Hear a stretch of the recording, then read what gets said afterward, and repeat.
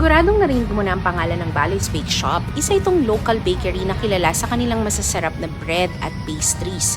Pero ang ensaymada nila, yun talaga ang nag-stand out. Kung gusto mong matikman ang ensaymada na kakaiba sa lahat ng iyong natikman, eto na ang perfect na pagkakataon.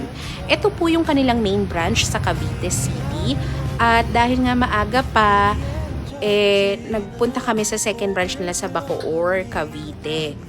Pagpasok mo pa lang sa bake shop, tatambad na ang amoy ng bagong lutong tinapay. Pero pag nakita mo ang ensaymada, hindi ka na makakaligtas. Ang bawat piraso nito ay tamang-tama lang ang lambot. Hindi masyadong matigas o malambot at parang nadudurog sa bibig. Hindi katulad ng ibang ensaymada na sobrang tamis.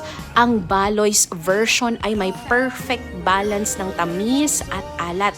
Hindi overpowering, kaya bawat kagat ay may tamang richness na hindi ka magsasawa. At pag natikman nyo ang Baloy's, wow, ibang level. Ang dough niya, light at airy, parang isang cloud na dahang-dahang sumasabog sa bibig. Hindi siya dry at hindi rin oily. Hindi mo mararamdaman yung bigat na minsan nangyayari sa ibang ensaymada.